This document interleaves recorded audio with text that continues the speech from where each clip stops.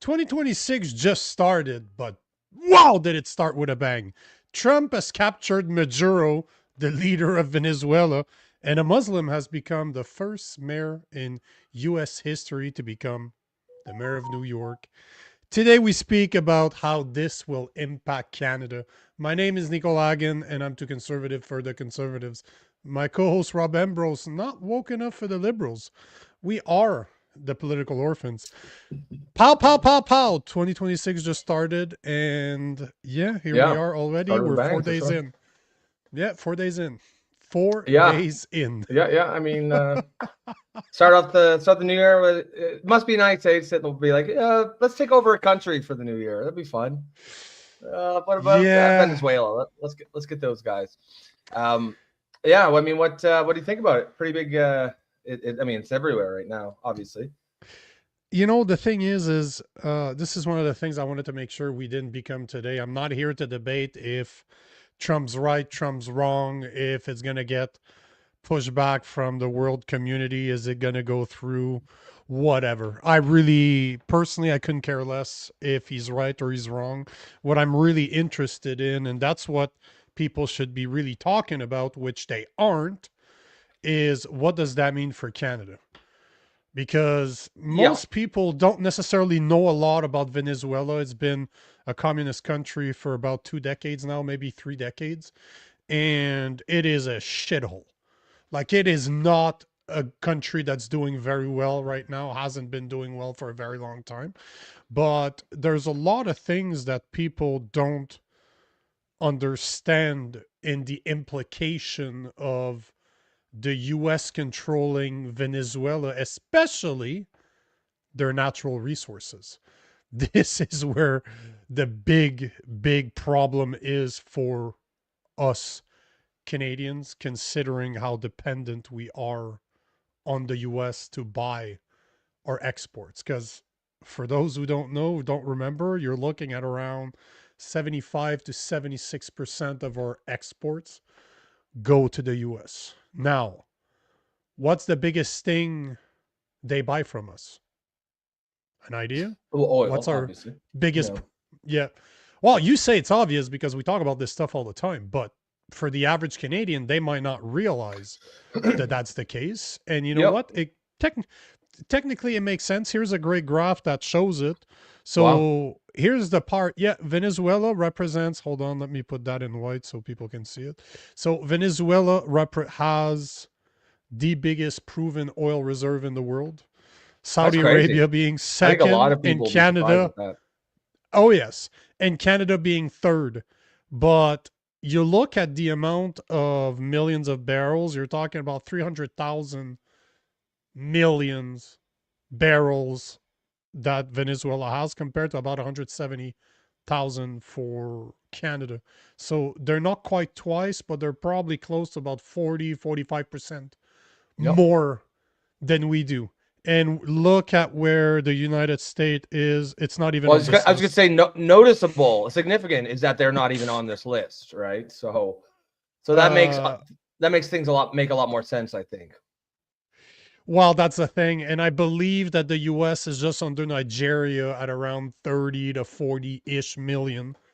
Yep. Million. We're, Yep. we're talking about hundreds of Billions. thousands of millions. Actually, wouldn't that be trillions? I If it's think hundred million. Yeah. thousands. So 37 million or 37,000 million barrels. Yeah, that's got to be. It's either 370 million or No, it 3.7 would be billion. billions or they're trillions. So I Yeah, think it's these billion. are Yeah, trillions. So we're talking about a vast amount of of oil. resources. Oh, Yeah. yeah. And if Yeah. we consider that, here are the numbers. I spent a lot of time today just researching it.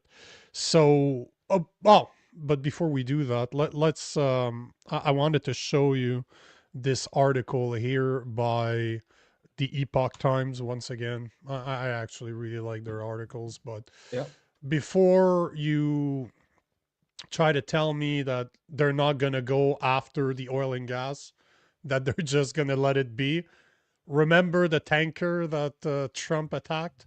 or sorry, Hmm. attacked. However you want to call it. If they attacked it, they defended themselves. They whatever it is, they kept the oil, right? And they said it out clear, like out loud when Trump was asked. He's like, "Yep, what are you guys gonna do with the oil?" Well, we're gonna keep it. Like, Well, yeah, that's hilarious, right? Past presidents would be like, we're not here for the oil, even though everyone knows they are. But Trump's like, yeah, we're here for the oil. And of course they are. Like, they would not be after Venezuela if they weren't.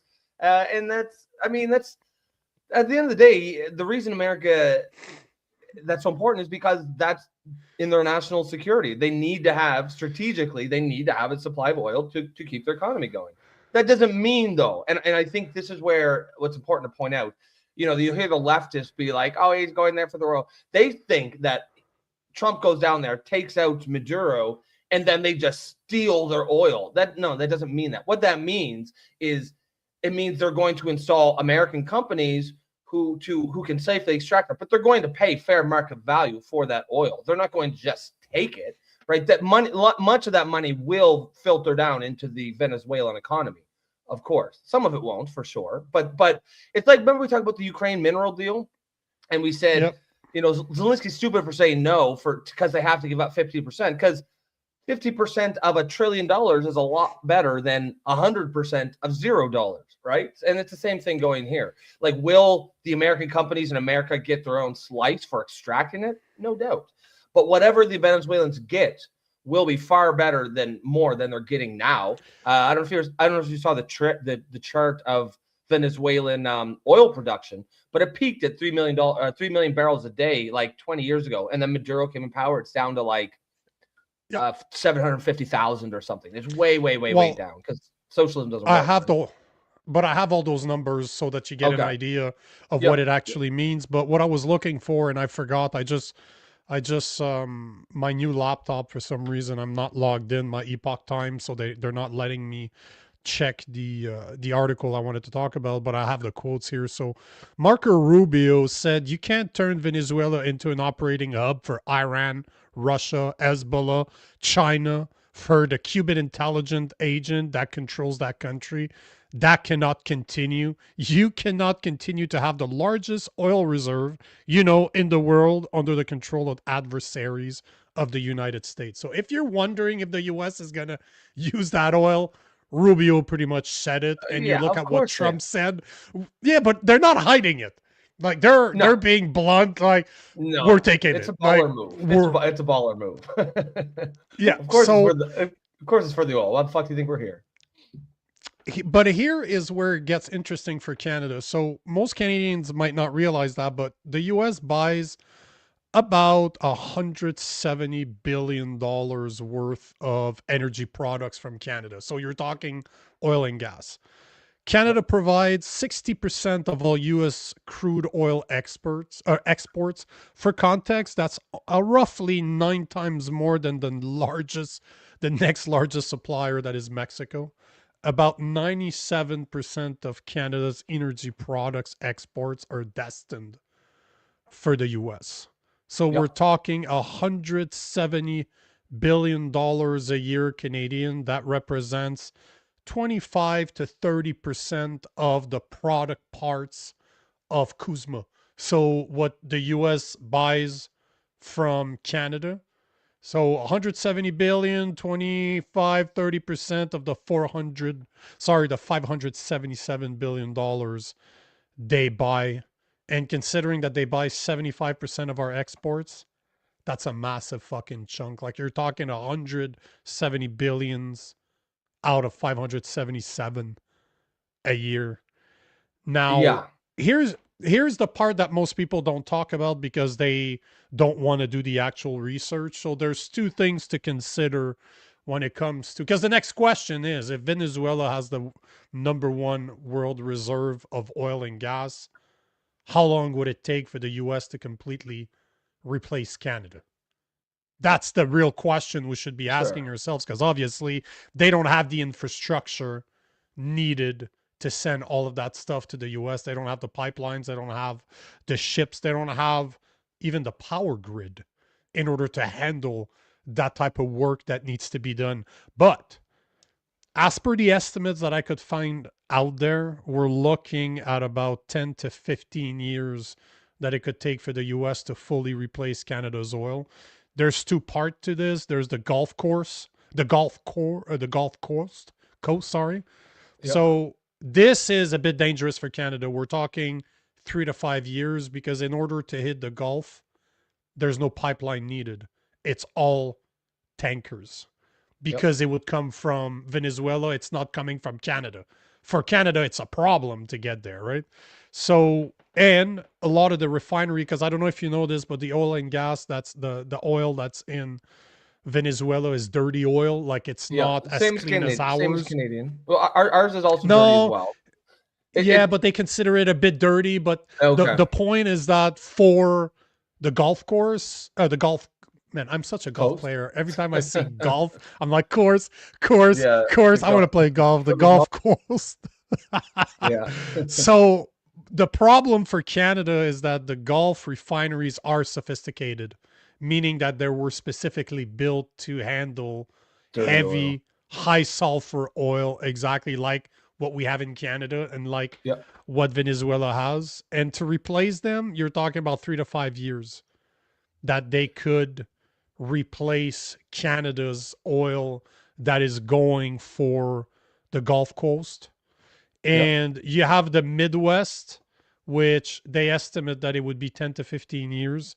And that's because of the pipelines. Because we have pipelines going to the Midwest, which you can't use the Gulf in order to hit the Midwest because there's no pipelines between the Gulf, again, I was going to say the golf course, the Gulf Coast going to the Midwest. So Canadians have an advantage. And right now, a lot of estimates are saying that it will never replace Canada just because of the pipeline and the amount of money that would be needed to build them. The thing that most people, the thing that we don't know is that the Midwest is, luckily for Canada, the Midwest, unfortunately, I should say, the Midwest represents 62%. So that's good. Like that's very good for Canada. 62% of our exports of oil and gas end up in the Midwest and 19% in the Gulf Coast. Oh shit, I said it properly now. So that's a good thing, right? 20% over the next 3 to 5 years could be replaced and 62% potentially could be replaced. But you're losing 20% over 5 years, 3 to 5 years, and maybe 62% over 10 to 15. Now, here's another thing that most people don't talk about is that Venezuela has other natural resources that Canada also supplies to the US right now. One of them being what's needed to make aluminum. So iron, ore, and bauxite. So Venezuela is supposed to have one of the largest deposit of high-grade iron ore and bauxite in the world. And currently, the US buys about $22 billion a year from Canada in aluminum. And considering that right now the US tariffs are looking at around 50% on aluminum, finding alternative sources is very fucking attractive for the US, right? And obviously, they would not put tariffs on the ore that they would get from. No, of course not. Yeah, of course not. No. But the problem with this goes back to a bit what you were saying earlier is that the aluminum industry is barely functional due to power grid failure and lack of maintenance. So since Maduro's been in power, similar to what we're seeing in Canada, right? They're not extracting the natural resources. So what do you think happens over time? The country becomes extremely poor. That's what you're seeing in Venezuela. So there's a lot of investment that would need to be done in order to replace what they buy from Canada. There's also gold. Venezuela has the largest gold reserve in Latin America. Canada right now is top 3 suppliers of gold to the US, about $16.5 billion Canadian annually. And again, right now, one of the problem with communism is that they're not extracting the gold properly. Yeah. It's currently, you know how they described it? It is currently mined informally, meaning illegal mining, and is smuggled individuals through the shadow market. Yep. That's right. And the other thing to keep in mind, the third thing that, well, technically that would be the fourth if you consider, so oil and gas, you have what you need to do aluminum, you have gold, and then the fourth one is critical and rare earth mineral, which that's one thing that Canada does sell to the US. But right now, the US is desperate to break its dependence on China for battery metals, and both Canada and the Venezuela are key players. So Venezuela has nickel, which is used for EV batteries. Canada is a major supplier, but Venezuela claims to have 340 million ton of nickel, cobalt used in smartphone and aerospace, and they also have thorium, a powerful future nuclear fuel. And if you remember, I think it's $90 billion that Trump is investing right now in building nuclear power plants in the US. Nice contract that went to Brookfield, by the way, if Yeah, you want to yeah, tie that up, yeah. just so that I can add Brookfield in there. So then here's the numbers. $178 billion in oil and gas yearly is what the US buys from Canada. $80 billion in minerals and metal is what the US buys from Canada. So you're looking at $258 billion a year, or 45% of all the products the US buys from the US could potentially be now found in Venezuela. And like we've been saying, another thing that's interesting is that you will see Venezuela become a very rich country. If you have a country like the US that takes over, puts all their companies there, agree with it or not, it's irrelevant right now. I don't care if you don't think it was right or it was right. The point of the matter is, put a bit of people hungry for money there. They're gonna find jobs. People are gonna work. People are gonna extract their natural resources, and they're gonna make a shit ton of money. Something that Canada should be doing right now. So it's very interesting to see what's happening with Venezuela, and we'll see over the next few years what happens. And again, I don't even have an opinion if Trump did the right thing or not. Why we all know why he did it. It wasn't to remove a dictator. Fuck that shit. Sure. You can say that all you want. He would have removed No. Cuba. He would have dealt with Cuba a long time ago if that was really a problem. So we all know why he did it, the natural resources. Yeah, He doesn't want China to do it. Whatever you think, sure. it was done to Yep. control the natural resources. For sure it was. And I mean, in some ways, I think it's, I think, as you say, the main focus we should be talking about is how does this affect Canada? But just to zoom out a little bit from a global political standpoint, I think it's very interesting in that it seems to signal, I heard all these mostly leftist, leftoids, woke far left people, moaning about international law, but international law, like that era is coming to an end. International law has never been a real thing. All that's been is that the countries that are the most powerful have sort of played the game a little bit. So like the United States over the last 40 or 50 years have made a point about, international law. But the United States can always do whatever the fuck they want. And they're just proving that. Now we're almost getting away from that era, even though it was always about great powers doing whatever the fuck they want. It just, there was a little bit of a lie about it. The United Nations gave tiny countries like Venezuela or I don't know, fucking Morocco feel like they had a seat at the table with the big boys, and they were players. Now it was never true, right? But it gave them that feeling. But now this almost signals to me a return to great powers just doing whatever the fuck they want. Yeah, exactly. Yeah, we can do whatever the fuck we want.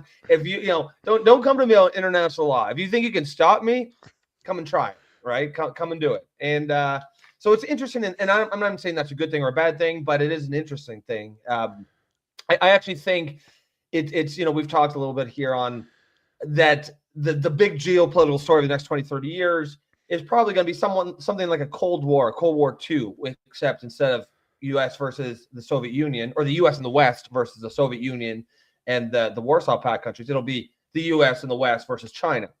And Russia will be sort of China's right-hand man kind of thing in this battle. But to me, this seems like Cold War 2.0 battle, maybe one of the first ones, because Venezuela absolutely was leaning towards China.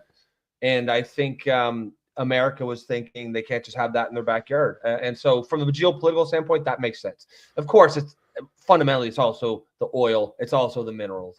As it relates to Canada, I think I know people are saying it's a disaster, and it very well could be, but maybe this is what we needed to actually pull our head out of our asses and start building pipelines to the coast. Start extracting our own minerals. Maybe this signals it's the dinner bell for the United States saying we're going to be buying up a lot of this shit, so start producing it.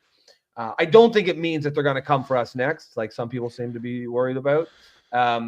But I think it'll be much easier for America just to sort of get us in line, sort of like break our spirits a little bit by, get us out of this mindset that we're going to stand up to Big Brother and then be like, okay, now that we've taken you down a peg or two, go produce your minerals, go produce your oil, and we'll buy it from you for a fair price. Remember, our dollar sucks so much. It's worth it for them, right? They don't even want to take it over, because if they took over Canada, they'd have to buy our minerals in US dollars from American companies. They'd rather just buy in Canadian dollars, buy from us cheaper because they can pay in Canadian dollars. I'm very curious to see how that's going to affect the Kuzma negotiation in July, because that Trump is going to use that to his advantage. You know that if there's one thing he's very good at is swinging that big dick and just saying, fuck you. Not happy? Well, fuck off. We all know that he's very good at doing that, so it'll be interesting to see. But, you look at what he did in Venezuela, and now you have people saying, oh, he's going to do the same thing in Canada.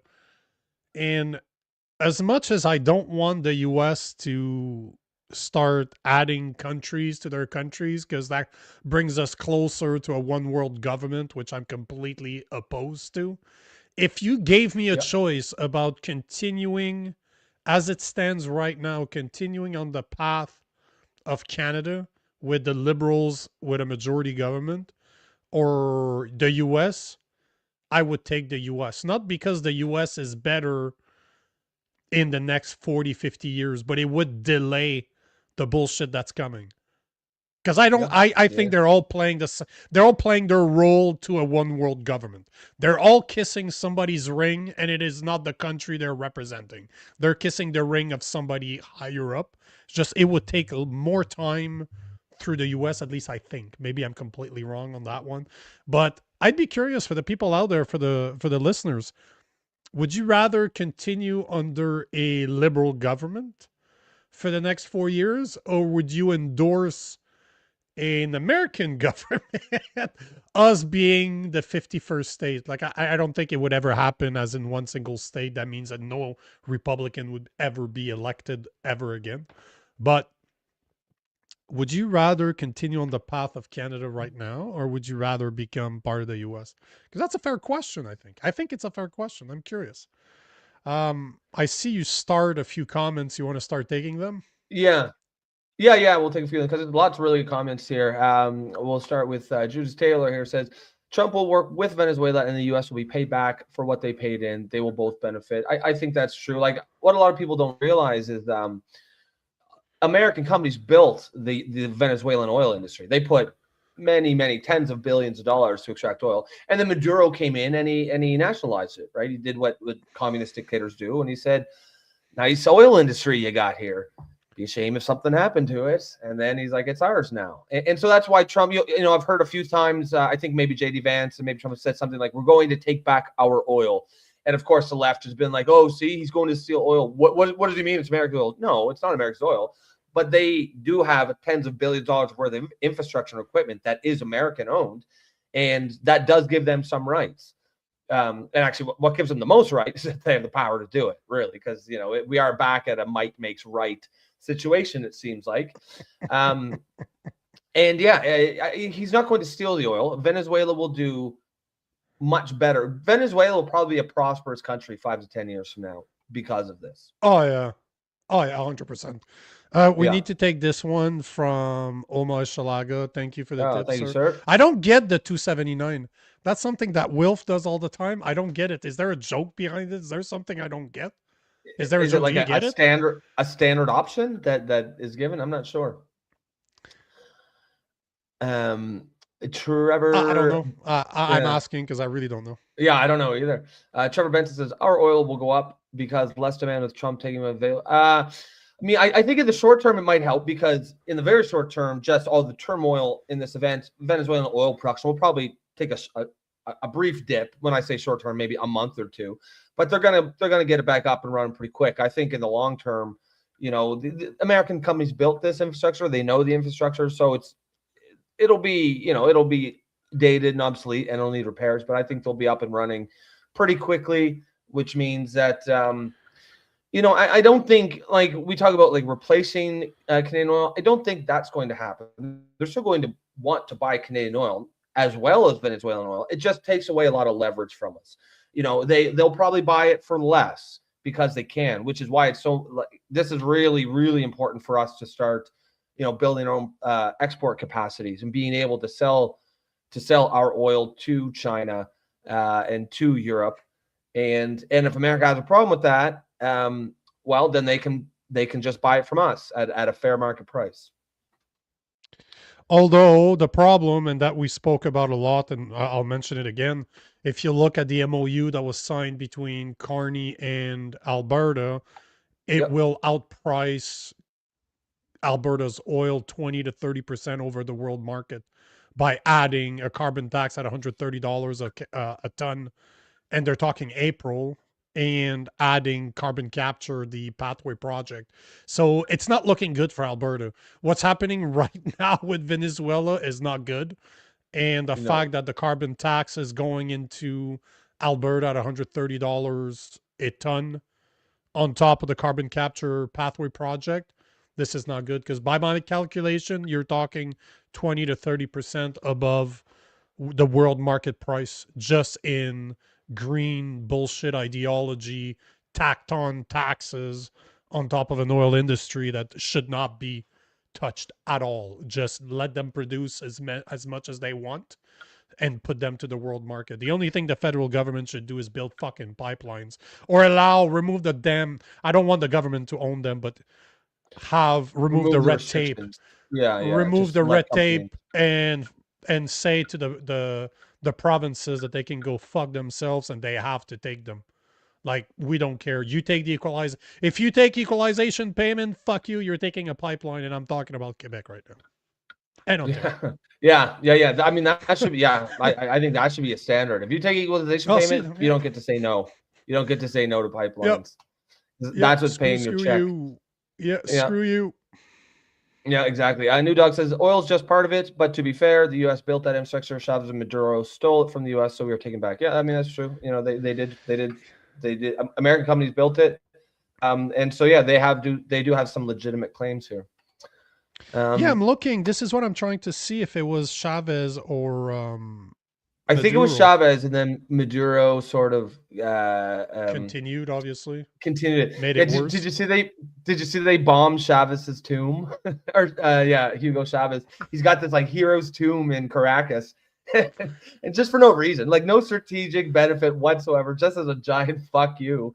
Yeah. They bombed was it Cesar Chavez or Hugo Chavez? I get those two mixed up, but yeah, they just bombed. I think it was Hugo Perez, and then what was it? Hugo Perez, Cesar and Cesar Chavez. Hold on. I'm looking right now.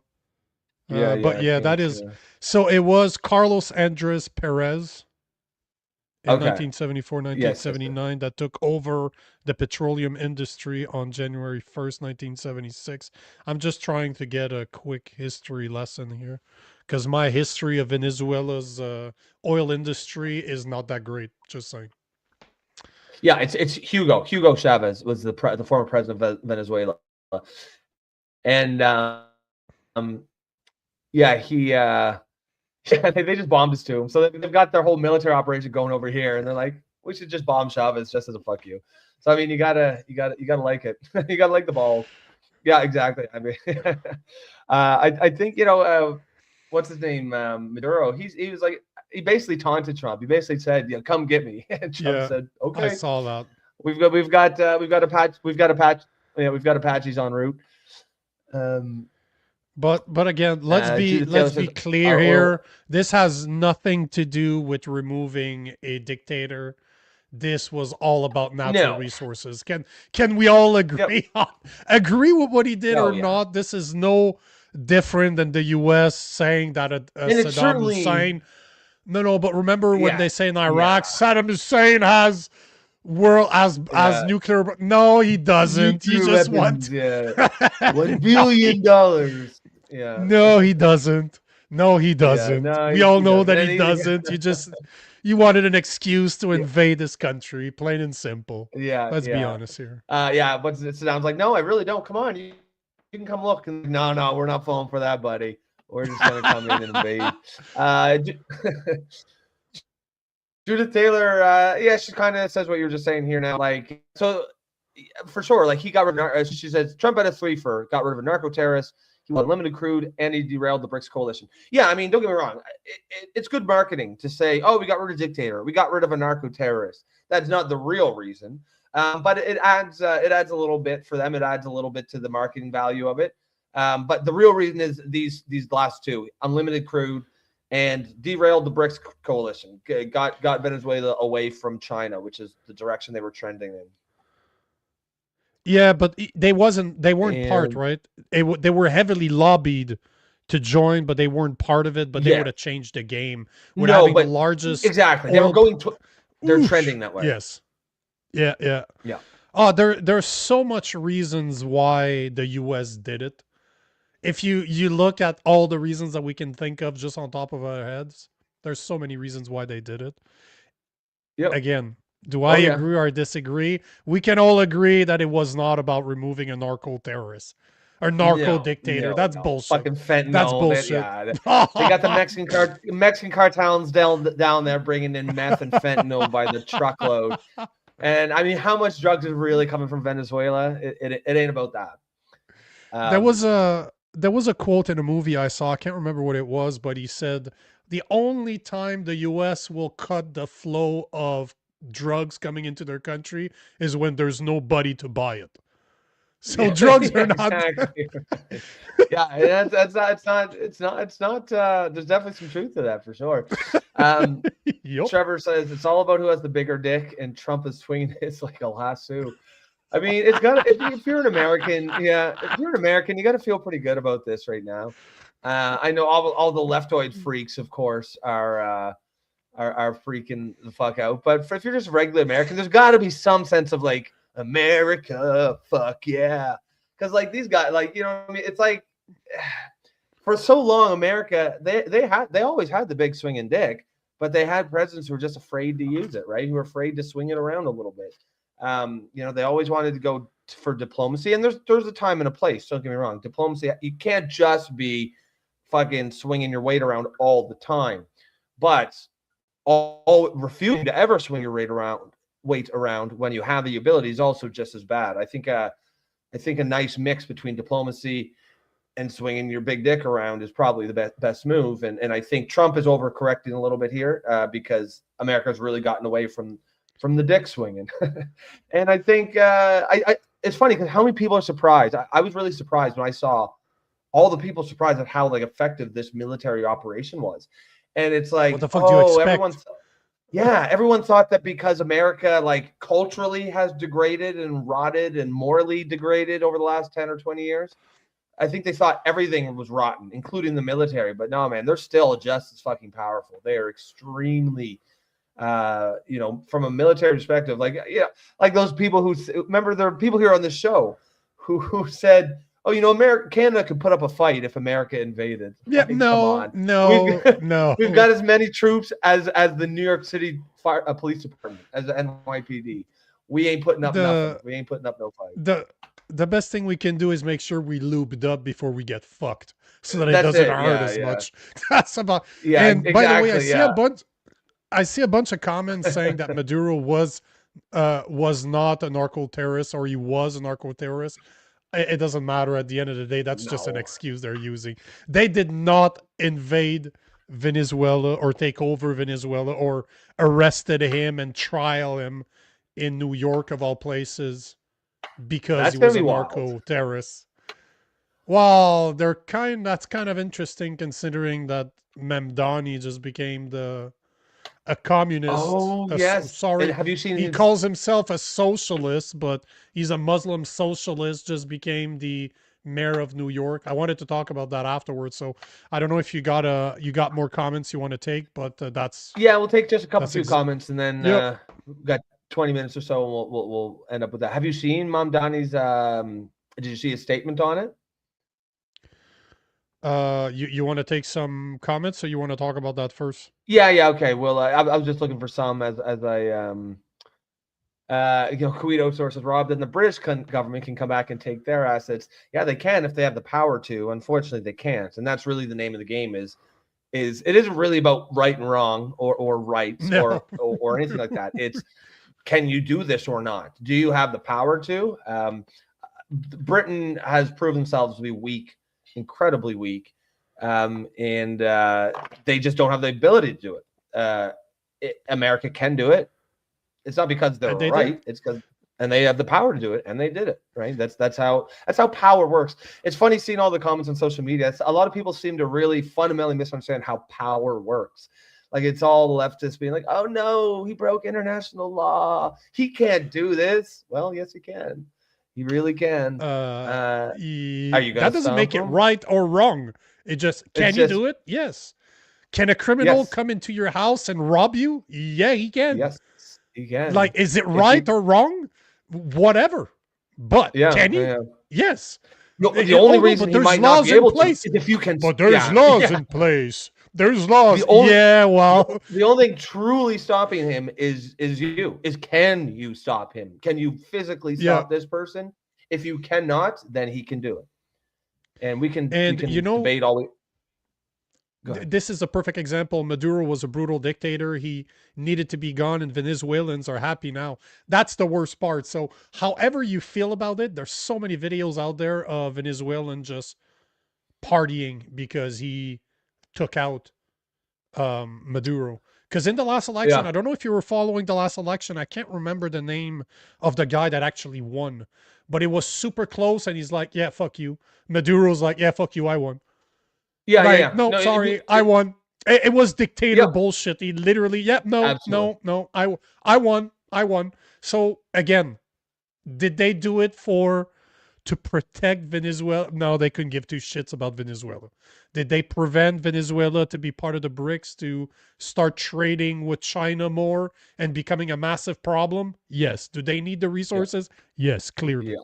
That's why they did it. That was a Yep, power move. Plain and simple. yep. You don't like it? Guess 100%. what? Try to fight the US over it because Yeah, that's what's if you don't like you're it, absolutely do right. something.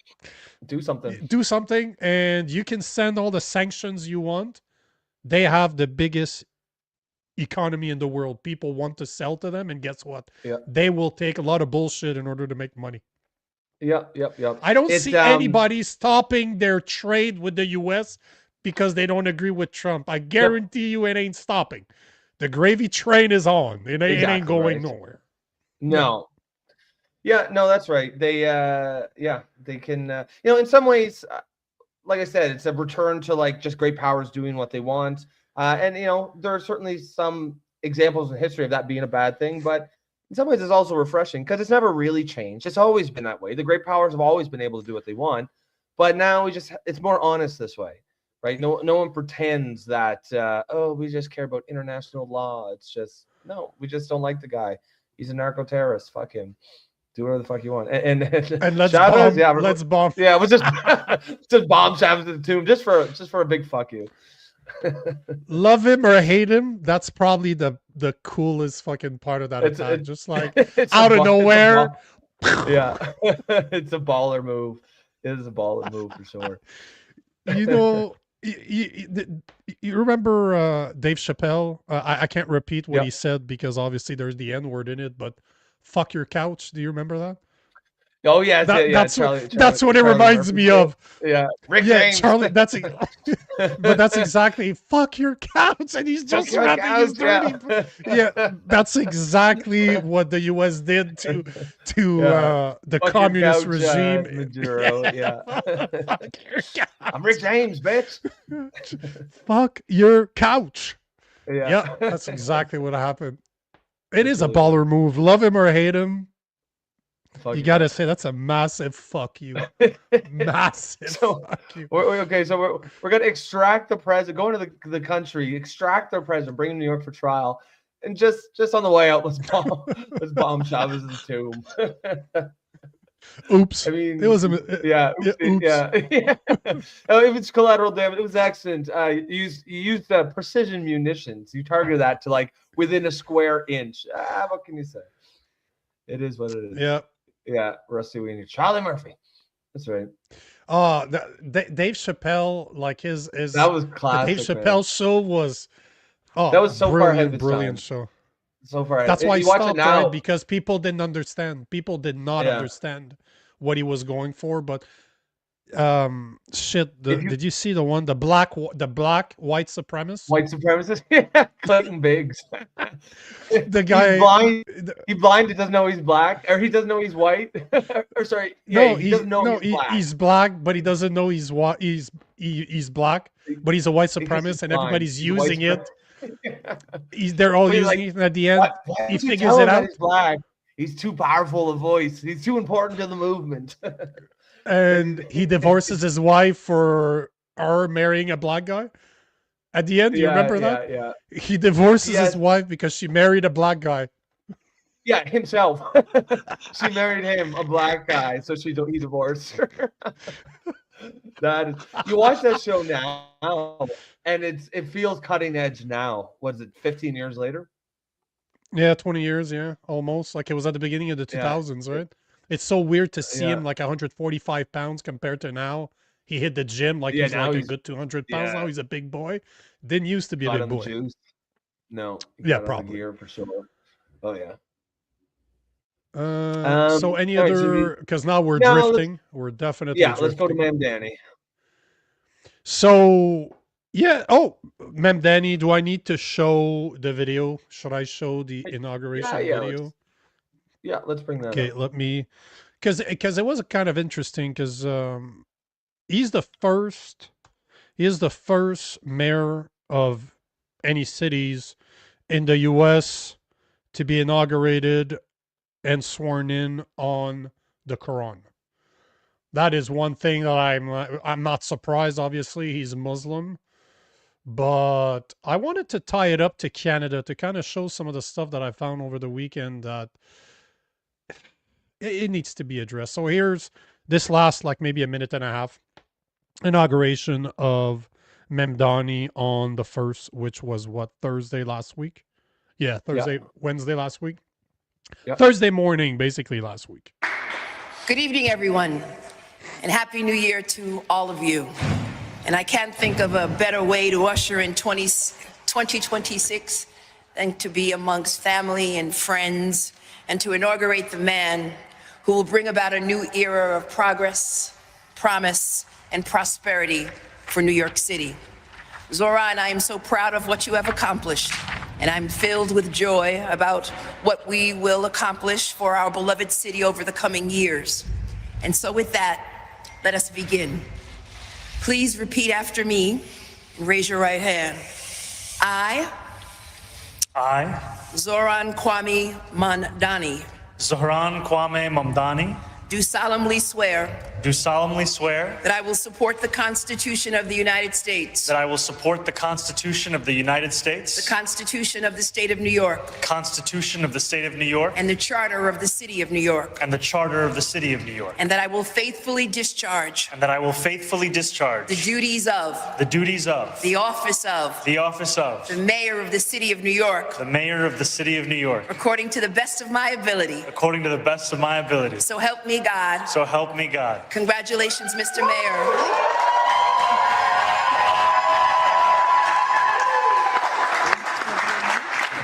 So there you have it. Inauguration of Zohran Mamdani, the new mayor of New York.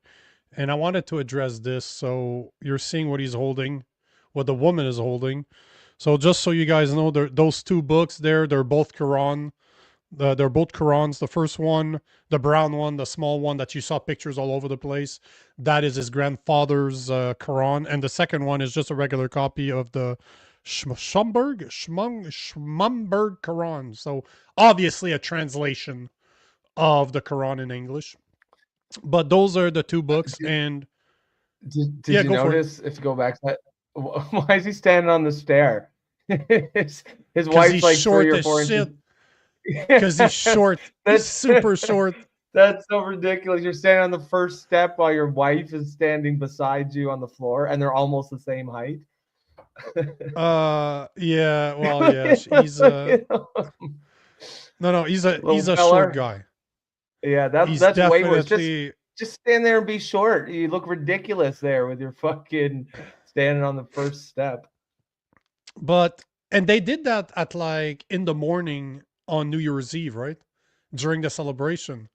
They didn't even do that during regular business hours type of deal. They did that at night. That's sketchy Yeah, to me. That I found that to be very, very strange. Everything about this guy So is strange. I cannot believe that a Muslim is actually the mayor of the largest city in the US, because New York is the largest city in the New York when it comes to population. We're talking 8 Yep. million people, which is double the size of Los Angeles and three times the size of Chicago. Now, here's where it becomes interesting. So, first Muslim mayor. What was the number? What was the number we're always talking about? We're talking about 10%, that it's problematic when Muslims take over, when they become 10% of the population. That's about the number that we always see out there, that it becomes problematic. And right now, the population of New York is 11%. And they just elected their first mayor. And another thing that's interesting is 25% of Muslims in the US live in New York. That's another thing I found very fucking interesting. So remember, Rob, since you were gone, 11%, you know, the population, the Muslim population in New York, 11%. Okay. 25% of Muslims that live in the US live in New York. And remember the estimates that you keep on hearing coming out of Europe, that a Muslim population starts becoming problematic when they hit that 10%. Yep, that's right. And it's interesting, they're 11% that they just elected not only a Muslim, but a socialist Muslim. And here's why I wanted to talk about Mamdani today, because it's a sign of what's happening in North America. You know, remember the theory of the ballot over the bullet.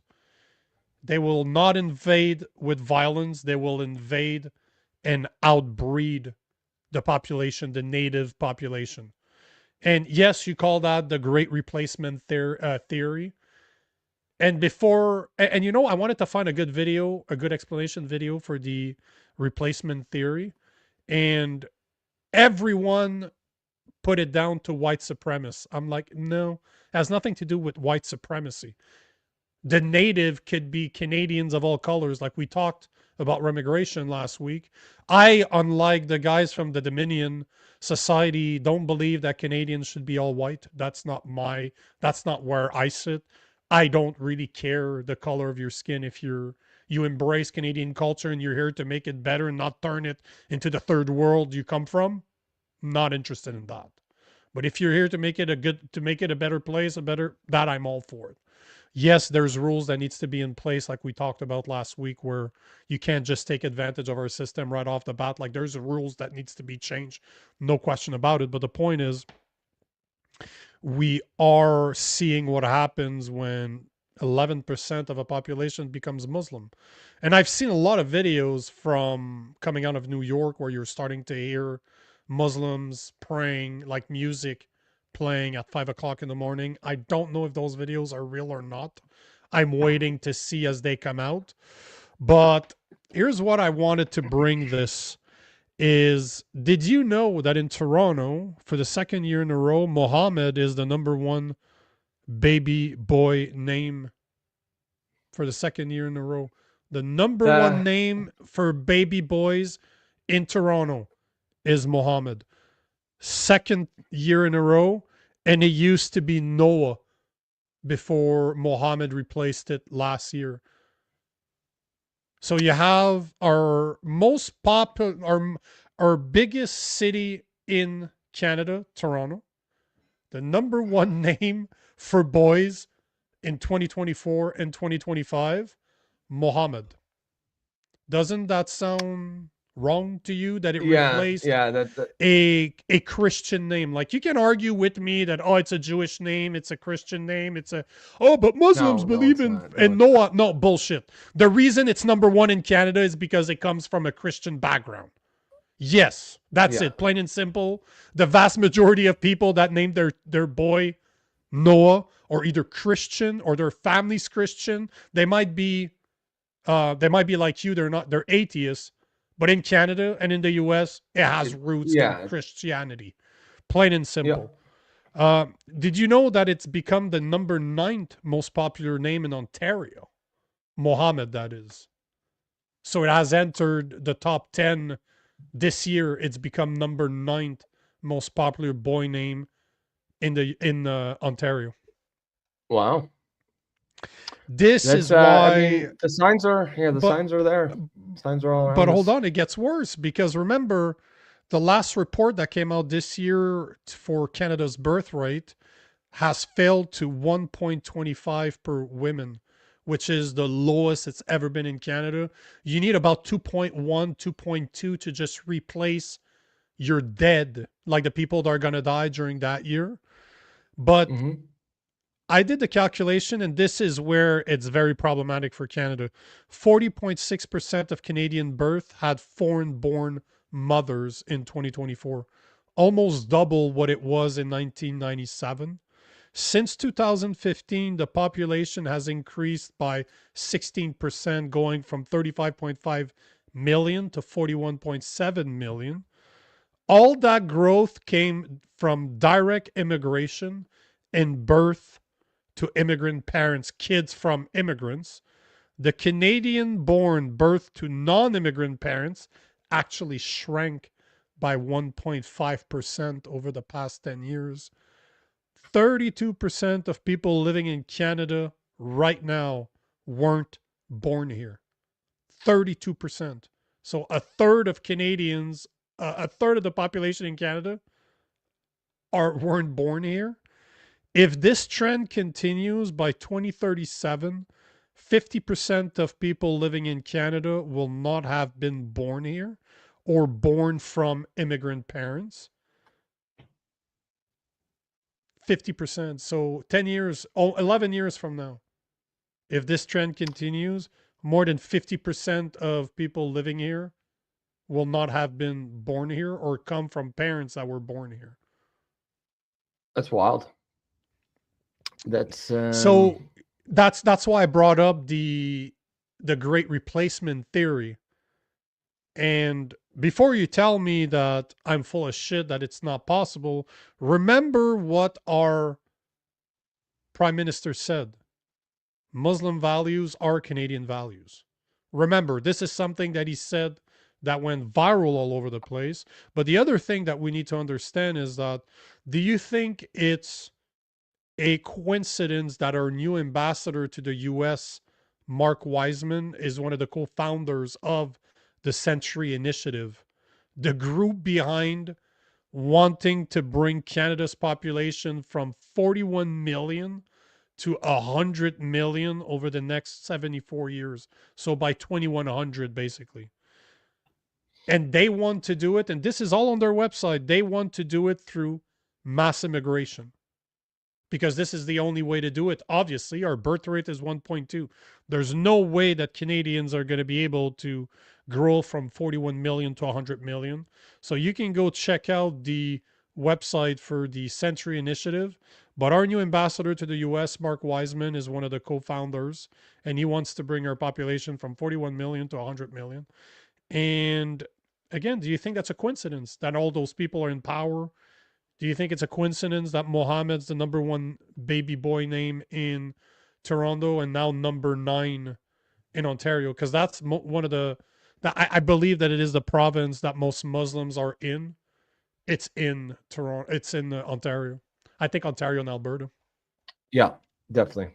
Yeah, no, that's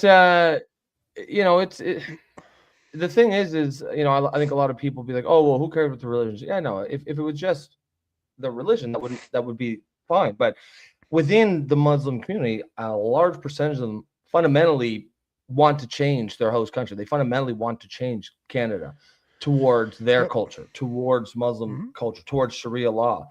And it is entirely appropriate to push back against that, to reject that. It's a political system. For the people out there that don't believe that the Quran is a political statement, it is what it is. Yeah, That's exactly what it is. The religion is political in nature.